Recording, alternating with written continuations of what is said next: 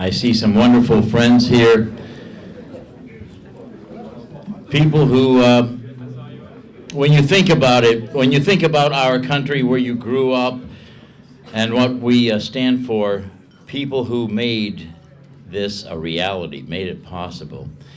Many times in life we take things for granted, and this is a moment where we are not going to take anything for granted. We are going to express our joy and our gratitude and acknowledge the people who make that reality. And that's very important in life, that we have a moment to applaud, a moment to cherish, because these kinds of ceremonies mean a lot in terms of ritual in life. And it's just so delightful to see you all here. I'd like to start by not only welcoming you, but by asking you to put your hearts and hands together, because we are going to pay tribute to the 2018 Veteran of the Year, Christopher Azevedo. Please stand up.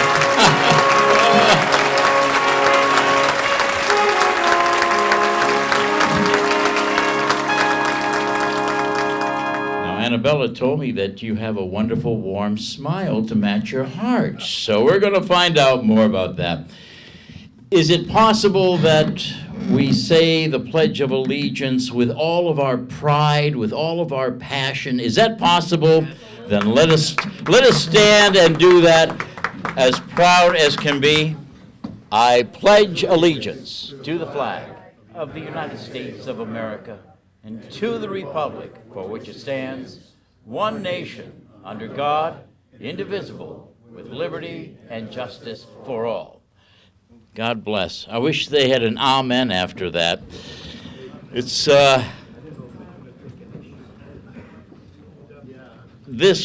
our friend who's going to be coming here in just a moment is so very important in our lives, especially with veterans. Ladies and gentlemen, Priscilla Fonseca has done so much in terms of who we are, what we're doing here, in terms of memories gone by. Priscilla Fonseca, while you're coming up here, I want a nice round of applause. A former Veteran of the Year award recipient. I want to hear more applause. Come on.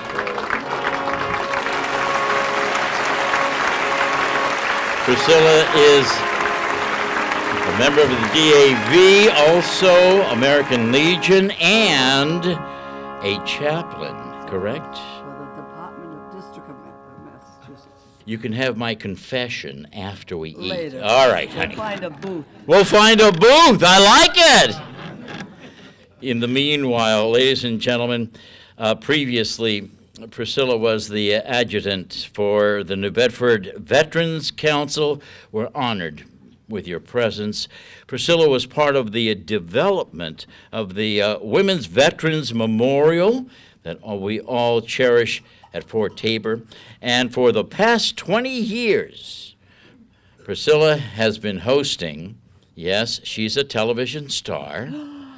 She has been hosting the Veterans Advocate program on Channel 18, and I am so happy that you have found time to be here with us. Our television star, a star in her own right. A nice round of applause.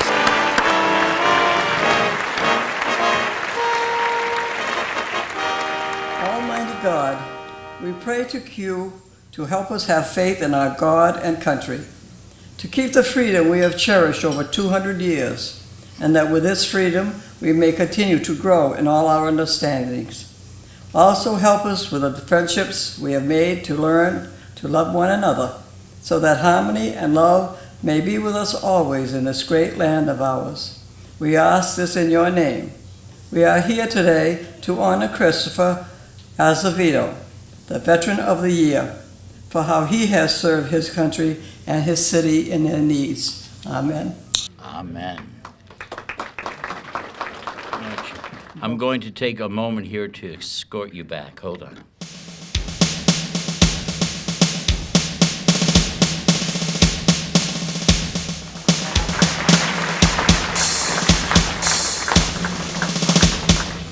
Ladies and gentlemen, not only is Jim Reed a wonderful executive director of the Veterans Transition House, but I find out that Jim is a true lover of peanut butter and banana sandwiches on whole wheat bread. He has been known to eat a few of those sandwiches. Is that true, sir? That is true. That is true. We will tell you a little bit more about one of the greatest people, truly an open-hearted, wonderful man with Jim Reed, after he has some words. Let's please welcome the Executive Director, Jim Reed. Go ahead. Thank you, Phil. Welcome and thanks for joining us today to bring recognition and honor Chris today as the 23rd Veteran of the Year, Southeastern Massachusetts. Congratulations, Chris. It's well deserved. We appreciate that.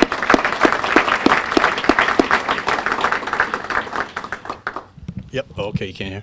So I just want to say a few things. I'm going to be brief. I just want to make sure that everybody knows that we've had this beautiful luncheon here today at Rachel's, and we have to thank our sponsors today, Bank 5 and Lockheed Martin. Bank 5 and Lockheed Martin. Bank 5 is represented today by Bill Eccles, the president and CEO of Bank 5, and Bill Stark, the senior program manager of Lockheed Martin in Marion. So we appreciate you guys doing that. Thank you very much. It's not working? How about that one? Oh, this is the one. Oh, there we go. I just want to give you just a brief overview of what we've done in the past. I know we've had we've got a lot going on this year. We've got a lot of things moving, and we've actually moved out of the Willis Street building, and we are now at a temporary location at 344 County Street, which is the diocese's rectory from St. John's, and St. John's Rectory. And it's been a great building, a great move. We'll probably be there for approximately a year, and then we'll be moving on to another location. That location will be at Pleasant Street. We've got 3 major projects going on, and we appreciate everybody's support and faith in the VTH for helping us out. I'd also like to thank our sponsors today and our supporters and the donors that have generously given to the VTH in the years, this year and the past years. Everybody has been quite supportive from the city, the state, and everyone. So we just want to thank everybody. So now I just want to introduce our sponsors, Bank 5 and Lockheed Martin. Bill Eccles would like to get up and say a few words, and I know Bill wants to get up and say a couple of words too. So please, welcome. Thank you.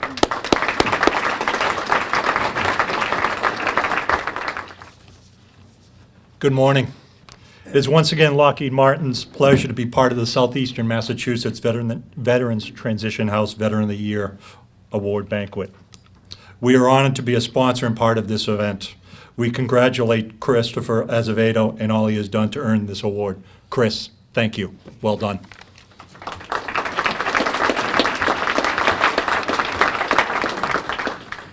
Good morning. First of all, I'd like to thank all of our veterans that are here. There's nothing I can say that can describe how amazed I am of your dedication, and I'd like to thank you personally for your service. Congratulations to this year's Veteran of the Year, Christopher Azevedo, Specialist of the 173rd Infantry. You have sacrificed yourself for America's freedom, and for that we are all grateful. Congratulations.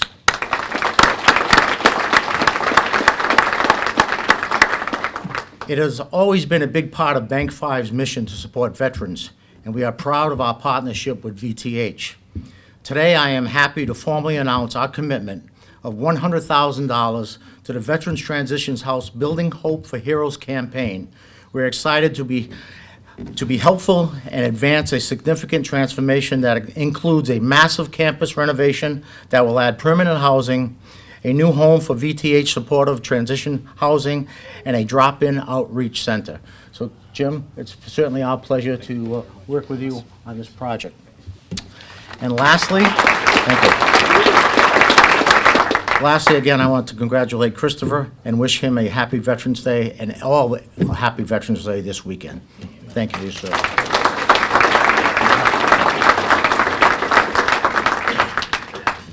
And now I believe lunch will be served. We appreciate you coming out again, and then also I believe, Mo, the salad is going to be dropping, I said we talked about, right? So please enjoy lunch, and we'll see you on the other side. Thanks.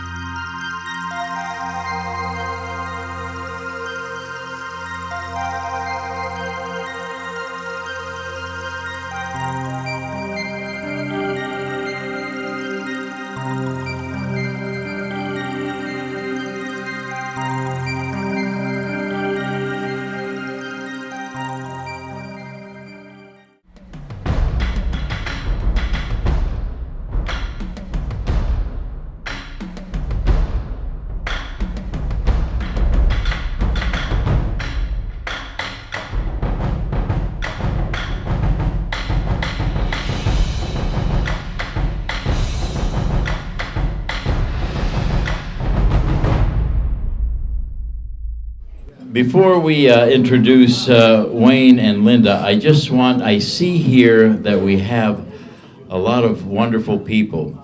In the Orthodox Church, we ask that our parishioners pray for our soldiers in the military and our public servants, our leaders in government. And I see that we have quite a few of both here. To all of our military personnel, our hearts and our love.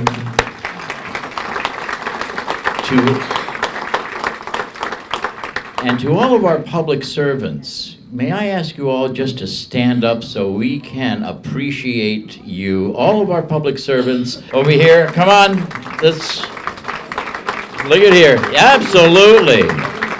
Here we go. All right. Many of whom we voted for, actually. Thank you very much. Once again, Jim Reed, thank you for inviting me back for another year here. It's such an honor. And I know these two individuals as outstanding shining lights in our community. This is not all that they do. They are so well versed in being a golden thread in the tapestry of our communities. They are going to recognize our wonderful honoree who has the most fascinating story. Wait until you hear Christopher's story, folks. It's absolutely extraordinary. Please welcome the president and of the Veterans Transition House, Wayne Carvalho, and Linda Silvera, the director of the Veterans Transition House. Please come on up here. We are about to continue with our recognition of our honoree, Wayne and Linda. Good morning, everyone, or should say good afternoon. We appreciate you all joining us today at this wonderful occasion, heading into Veterans Day weekend, and throw a shout out because obviously it's Marine Corps birthday this weekend as well. So thank you very much.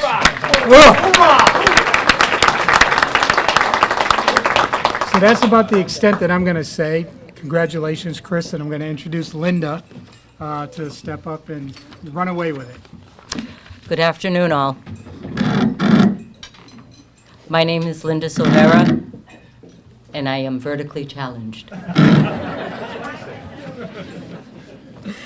On behalf of the Veterans Transition House, it is my pleasure to introduce some of our community's most distinguished dignitaries. Senator Mantegna unfortunately sends his regrets. He was unable to make it. He has sent a citation from his office. Also would like to thank Mr. Ian Trombley, who is here. He is representing Senator Keating and also has a citation from the senator's office. Mr. Tremblay, where are you? There you are. Thank you.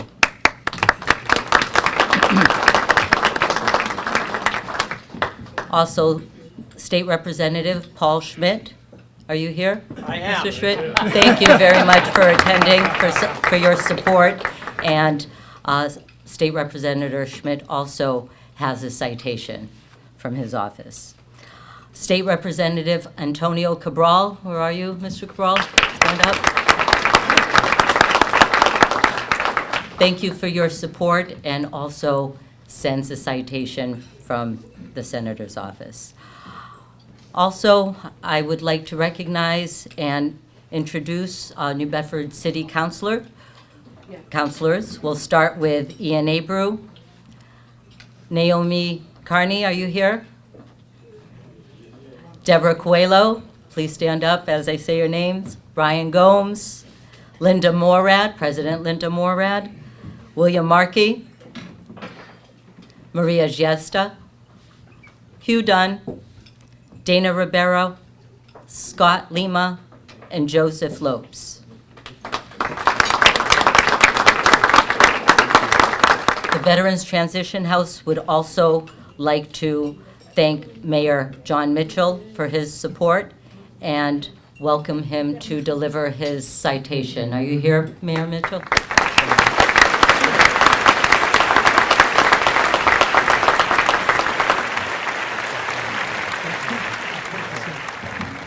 Nice to see you. All right. You're not vertically challenged. Come on now. I'm starting to feel horizontally challenged, but eating too much.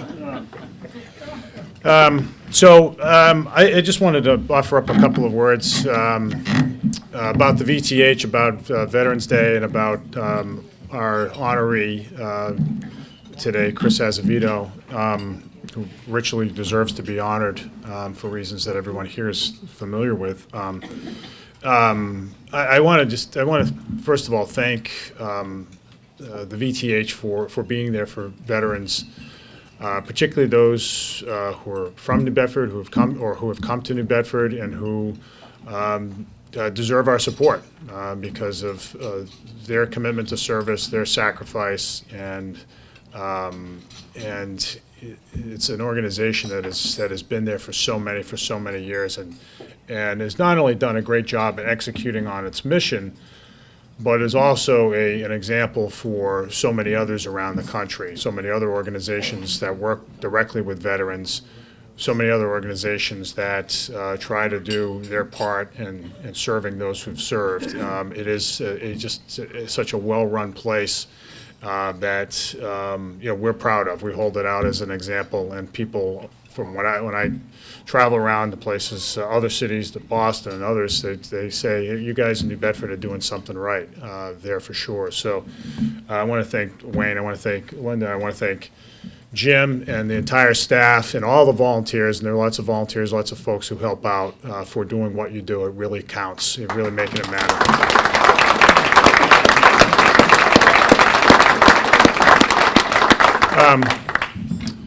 Secondly, I just, this is remarks that are in effect preaching to the choir, but, we've, over the last, few weeks, we've been talking about what in effect is the 100th anniversary of Veterans Day. It's not technically right, but it'll be the 100th anniversary of the armistice that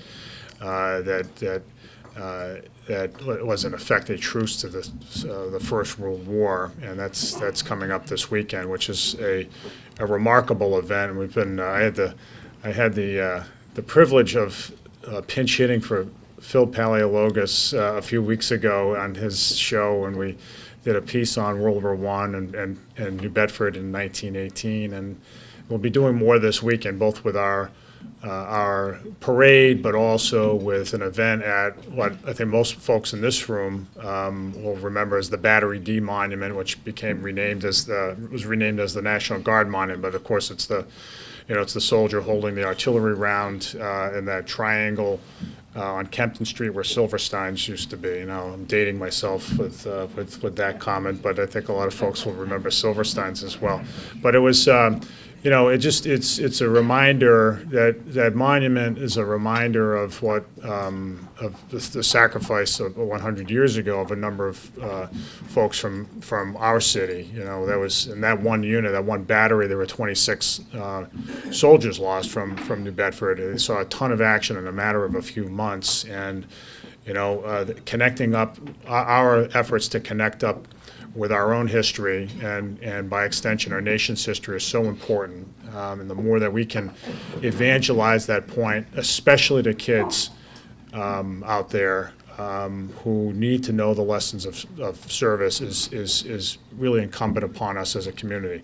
Again, I emphasize there isn't a single person in this room on whom that point is lost. We all together have to continue to work harder to get people to understand that you have to participate, you have to show up, you have to serve, even when it's not in your direct self-interest all the time. And the more that we can do it, this weekend will be an opportunity to do it, but there are many opportunities. We'll be better off as a country, and we'll do what, in effect, we would hope every veteran would hope of us, which is to say, you can't pay us back. What you need to do is pay it forward, and that's part of the message that we have to send. The other way to send it is by honoring those who exemplify service in every way, and that's our honoree today, Chris Azevedo, has been an exemplar of public service his entire adult life, both through service in the Army National Guard, and then more than one deployment in 2 different wars, but also as a New Bedford firefighter, and now as somebody who's giving back to veterans. He's the kind of guy we want every kid to know. That's a guy who gets up every morning and tries to make a difference for others, who has been inspired by the service of those who've come before, and who lives it out himself. Doesn't talk about it, lives it, takes action, and the actions over the course of his adult life have spoken volumes about the kind of guy he is. And so I just, there's a lot that will be said about Chris today, but I just, my wish for him is that more kids know about what he's done, more kids take inspiration from him, and that we as adults take inspiration and comfort in the fact that our city has men and women that produces men and women the likes of Chris Azevedo to serve our country, and and to continue to serve our city all the time. So it's with great pride that I call Chris up to just to be recognized. All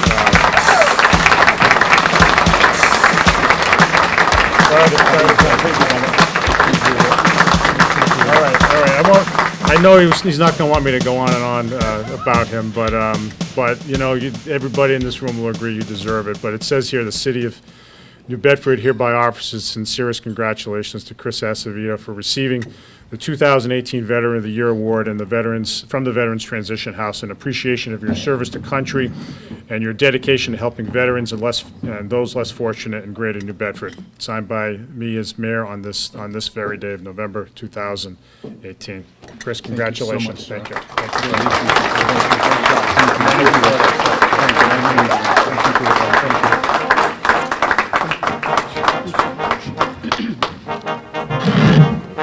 Thank you, Mayor Mitchell. Okay.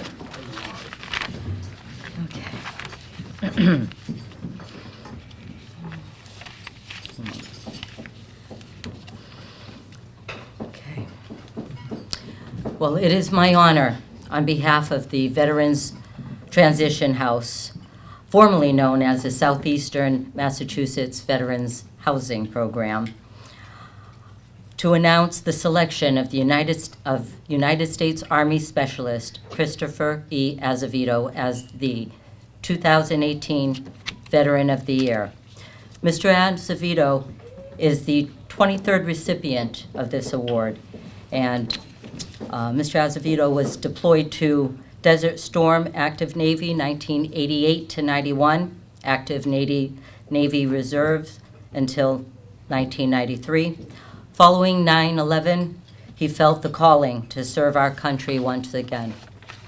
He joined the Army National Guard from 2003 to 2006, in the elite 173rd Long Range Surveillance Detachment, and was active duty with the 42nd Infantry Division that was deployed throughout Iraq during Operation Enduring Freedom.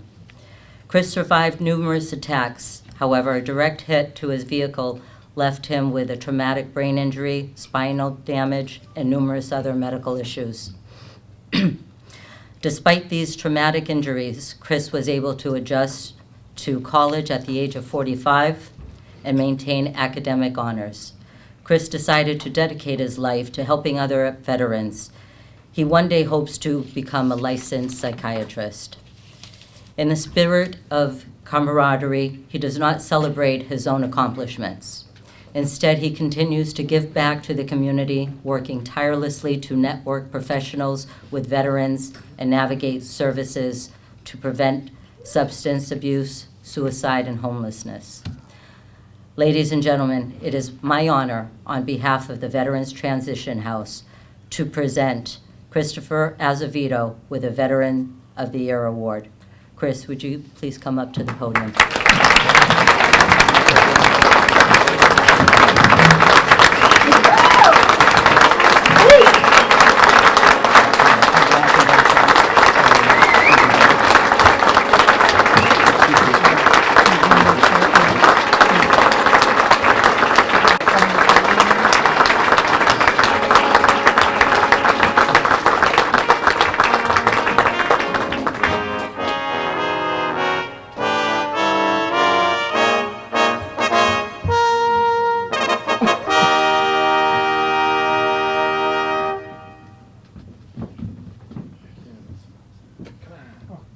Thank you, everyone.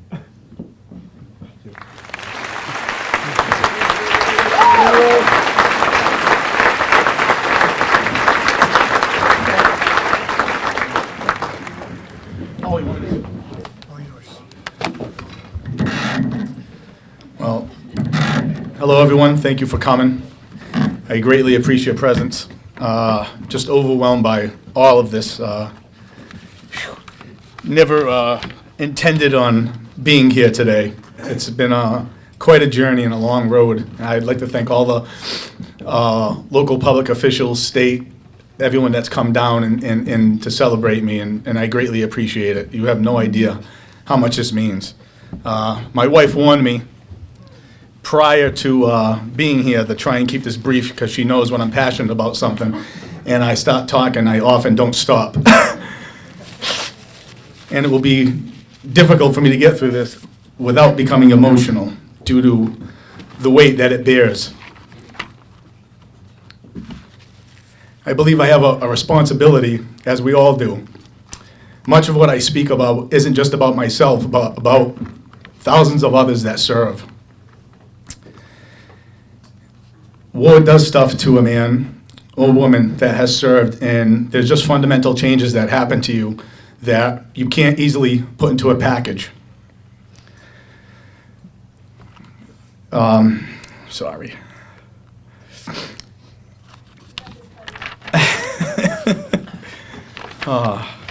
So,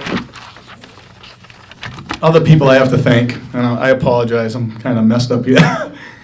I have to thank Veterans Transition House for the great and amazing work they do, and I so appreciate it. I go to the gym down the street, Champions Fitness, and oftentimes there would be veterans from the Transition House that would go there, and be it a shirt I have on or something they have on, we would start talking, and just as all veterans do, we instantly connect, and we'd start sharing stories, and of how they ended up there and what happened in their lives, and I never thought it was something I could relate to, but it come to a point in time where I was almost needing their assistance too. So I greatly support everything Jim Reed and everyone there does, and I am grateful. And you guys are doing amazing work. I have to thank the Mass General Hospital for them in the home base program, for them picking up the slack where the VA failed me, and many others. I have to thank Dr. Seth Herman. Sorry. Dr. Seth Herman is in charge of brain injury at Spalding Hospital. He not only took care of me and recognized my brain injury, but an uncanny thing, 2 years later, after working with him to get better in the cognition lab, he offered me something. He goes, "You were a mess when I first met you." And I said, "Sir, I think that's the understatement of the year." He goes, "You know, it seems like you're heading down this road that I was on." And I go, "What's that?" And I don't know if most people realize this. When you're trying to head into the medical field, it's quite a difficult path to navigate, and it's tough to find doctors and people that will sponsor you and believe in you, and they'll put their licensure and everything that they've worked for on the line. And he offered me the ability to start shadowing him. And for the last year and a half, on Fridays, when able to, without, around school, I actually go to the brain injury clinic, and I make rounds with him on Friday mornings, and I see patients. And it's just been an incredible, incredible experience. And on top of that, he actually sponsored me for my pre-med program at UMass. And as long as I maintain my grades, he will actually be one of my medical sponsors for medical school. And I owe a lot to them. I know they're not here right now, but I have to thank Dr. Calvis and South Coast Hospital Groups for being another person who believed in me and trusted me, and putting me in contact with Dr. Singh, who is the head of emergency medicine for South Coast Hospital Groups, and him allowing me to shadow him on 6 shifts during a 2-month period to get more experience. Usually this doesn't happen until your first year of med school. My first year of pre-med, and I'm already in the hospitals with these people because they believe in what I'm doing. I'd like to thank my wife, Annabelle, who is just an amazing person. Most people that know her know that she's the consummate word of what a mother is. She's a mother to many. She's always so strong, and she picks up the slack where I often fail, and she allows me to be able to study because she's not only my wife, she's like my secretary. The things that I forget regularly due to my brain injury, she's there to pick up the slack. I'd like to thank my Lord and Savior, Jesus Christ, which is probably the first person I should have thanked. And as a testament to the power of healing, my ex-mother-in-law and father-in-law are here in the front table. And I love you guys. And it's just an amazing journey. I'd like to thank Dan Nadu of the Vet Center. I don't think anyone knows the power of the work they do at the local vet centers. Sorry. Dan Shirley saved my life many years ago. And he deserves to be up here just as much as I do for the work he does there. He operates in the shadows where he doesn't get much recognition, but he deserves it also.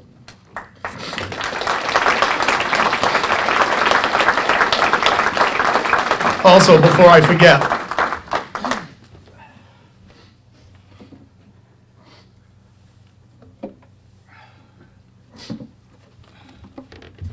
I know this is supposed to be about me, but Dan, would you come receive this gift from me for your office?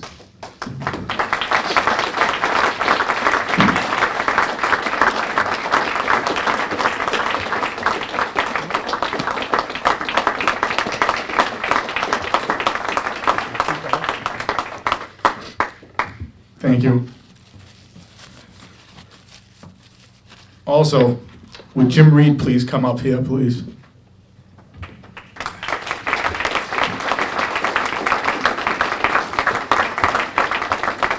I didn't know this either until a few days ago. My brother-in-law, who knows Jim, shared with me that he also served and was a pilot and did a lot of med flights, med vacs, and kudos to those guys for the amazing job they did. And I hope you take this gift and would put it in the new transition house up on the wall. It would be my honor. Thank you.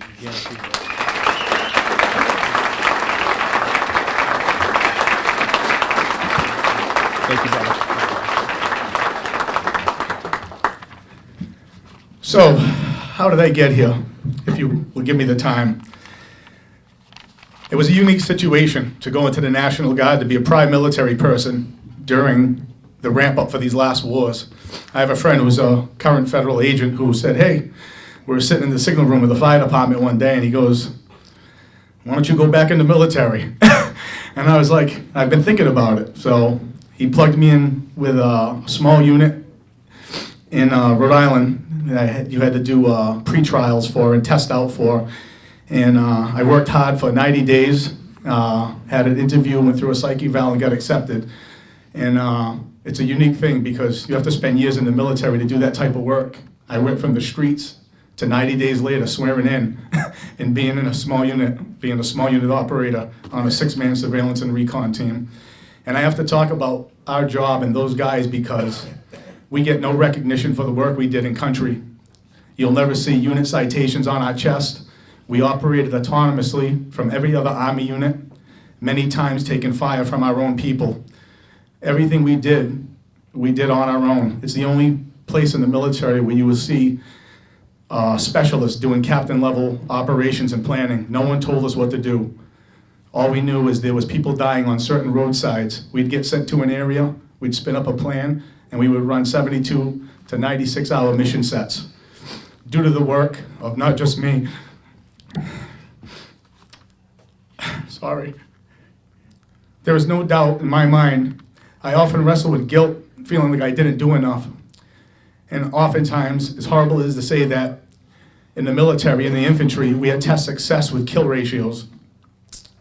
There is no doubt in my mind that the job we did, there are thousands of men and women that went up and down those roads in absolute safety, and contractors in their home today with their wives and kids as a direct result of what the 173rd did in Iraq in 2005.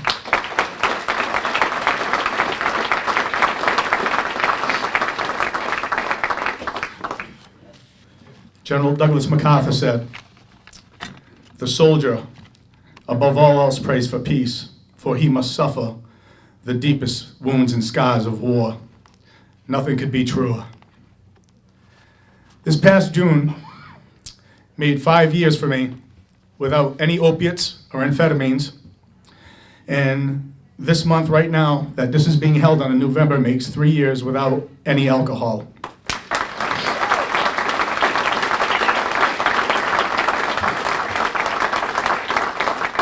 An unnamed Vietnam veteran wrote one time that all wounds are not visible. We know and believe that he was speaking about post-traumatic stress disorder, but it goes to mean so much more in the current wars in Iraq and Afghanistan. There is something else that's killing men and women. It's post-concussive syndrome and traumatic brain injury. Most of these wounds happen and you look absolutely the same, but it changes your life in ways that can't even be described. And so many medical professionals and the military themselves are missing it. I'm often asked about my deployment and what happened after my return home. And I'll be honest, sometimes it's a whirlwind. I can't even piece it all together myself. The person that I was 5, 6 years ago, I'm not any longer, and I have a hard time understanding who that person was because I'm so much better and I'm in such a different place right now. When people ask me what it's like, sometimes it defies words. They can never understand. Most people have seen the movie The Green Mile. I often wish I had the ability of Big John Coffee and I could touch somebody and allow them to see through my eyes what I seen, the things that had to happen to get the job done, and the things that you wish you could have done, and feeling guilty for all of it. I'd like to say a quote from, or part of a speech from, I believe, one of the greatest presidents this country's ever known, Theodore Roosevelt. I believe every combat veteran is what this says. He is the man in the arena. It is not the critic that counts, not the man who points out how the strong man stumbles, or whether the doer of deeds could have done them better. The credit belongs to the man who is actually in the arena, whose face is marred by dust and sweat and blood, who again strives valiantly, who errs and comes up short again and again, because there is no effort without error or shortcoming. But who does strive to do the deeds, who knows the great enthusiasms, the great devotions, and he spends himself for a worthy cause, who at best knows in the end of high triumph and achievement, and who at worst knows that if he fails while daring so greatly. so that his place is never with those cold and timid souls who knew never victory nor defeat.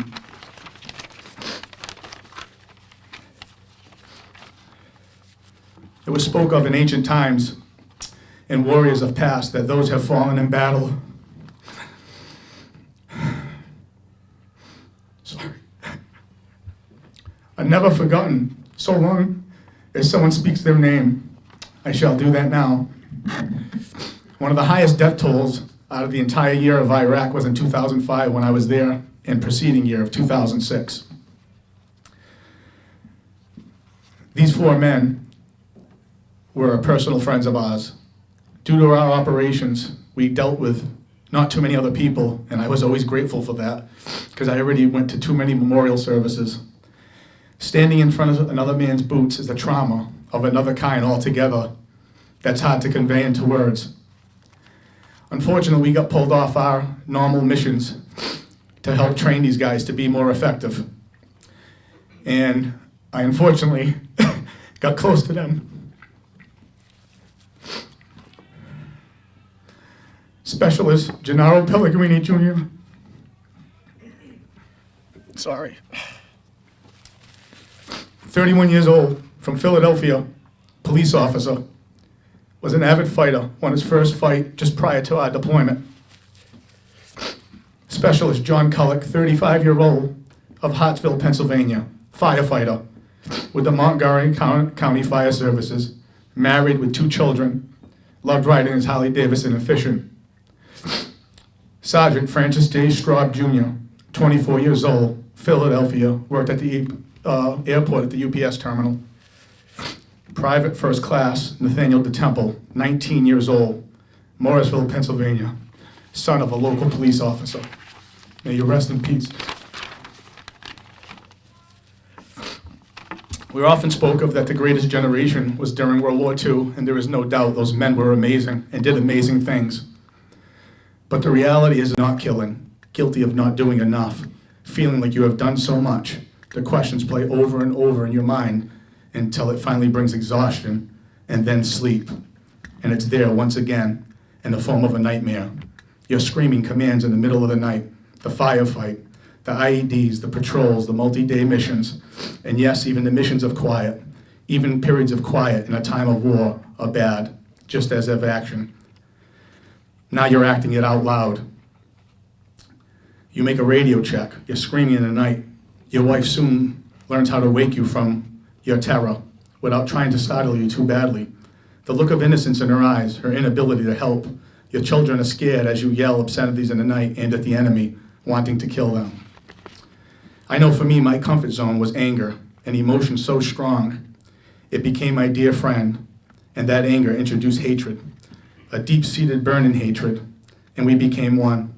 Every combat veteran is scared, fearful, regardless. Everyone has different ways to cope, knowing that death is so close. The dreams of the new car, buying a new house, seeing your unborn child, reuniting with your wife and children is all one mission away from never happening. From driving down the MSR main supply route, one mortar rocket, one mortar round, one rocket, one walk to the shower, and those dreams will never come true, and the next pair of boots that are being honored are yours. I cannot tell you to this day, I don't like fear. I don't like being scared. I don't watch horror movies, and I don't like the likes. I don't go paintballing or any such other activity. When I'm startled, something happens, and every other person I know that served, the same thing happens. It's uncontrollable. It's an affect learned and wrought in combat. For the first time, your autonomic system takes over your body, and that fight or flight response makes a massive production of hormones produced to sharpen your vision, quicken your pulse, increase your breathing, and to keep you alive. This happens every time the onset of fear or violence is around. What once kept you and your brothers alive is now absolutely inappropriate.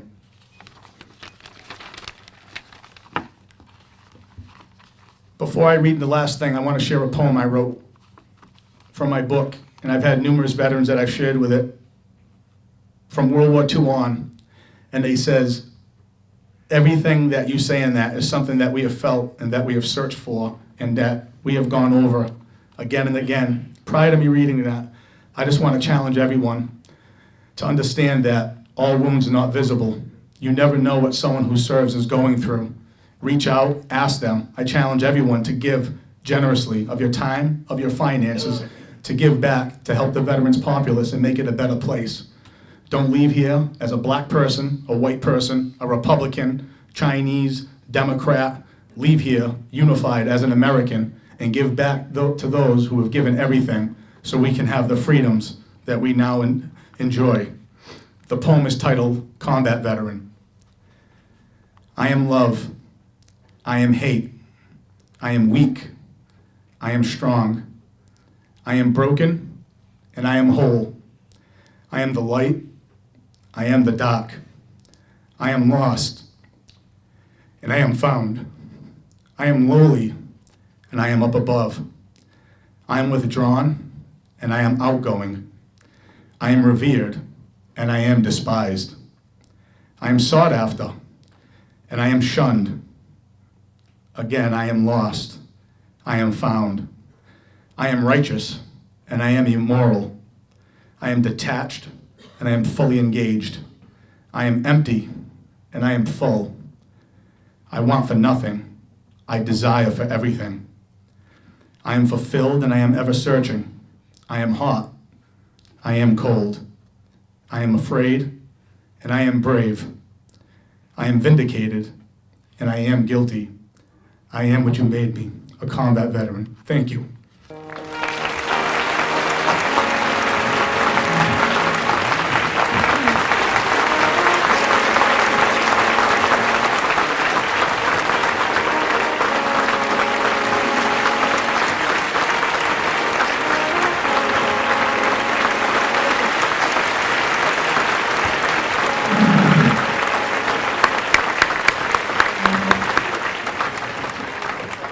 Thank you, Chris.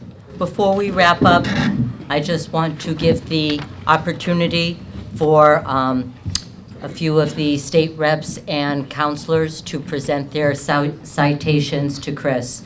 Mr. Ian Trombley, is he still here?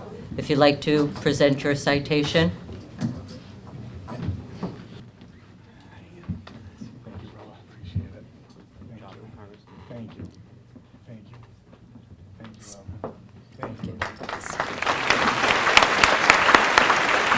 State Representative Paul A. Schmidt, if you'd like to present your citation. Is Representative Schmidt in the House? Okay. We'll get back to him. State Representative Christopher Markey, are you here? State Representative Antonio Cabral.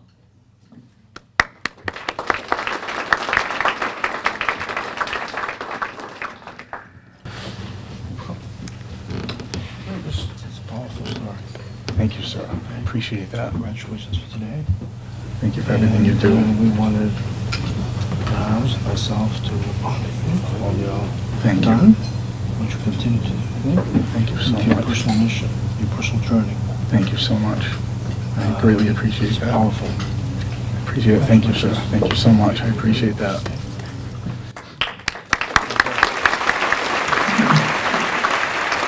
I have to say, oftentimes we think our local politicians or politics fail ourselves. I reached out with my wife to Al and to Tony Cabral about stuff that I was dealing with at the level of the VA, despite turning in medical evidence, buddy statements from active duty lieutenant colonels who they claim were perjuring themselves on my behalf about my injuries. And it seems like nothing was getting done. All of a sudden, phone calls from these gentlemen on my behalf representing me, things actually finally happened in my case, and that would have never happened without their help, and I am grateful. Thank you.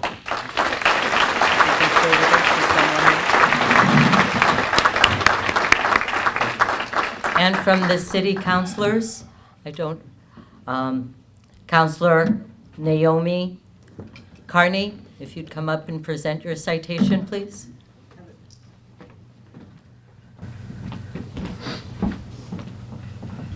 Councilor Markey's coming with me. and Counselor Markey. There you go, we're gonna read this at the city council when you come. Okay. That's you, and then I'll bring it back. Yes, ma'am. So there you go. Thank you so much. Thank you. Of course, and thank you for everything you've done for us. Thank you, I appreciate that. Thank you.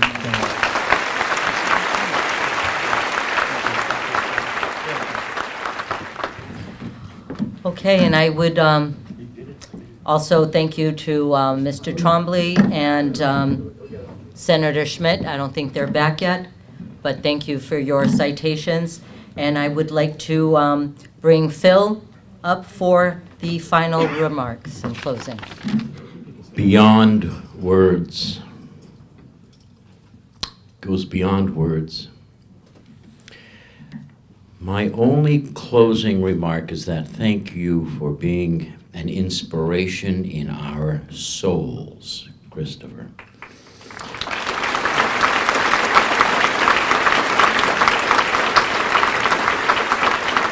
Annabella, we're going to leave here, but you and Christopher and the family are going to go forward. Do so with our prayers and our blessings. And one last thing, folks. A month ago, Chris's mother was very, very close to not being here with us. A month later, it is nothing less than a miracle that she is here. And I would like all of us to acknowledge the mother of Christopher right over here.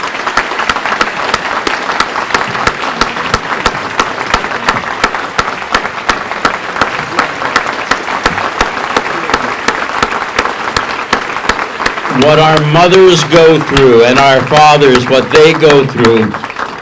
From our hearts, thank you. God bless you on behalf of the Veterans Transition House. Jim Reed, you do such a wonderful job. God bless you all.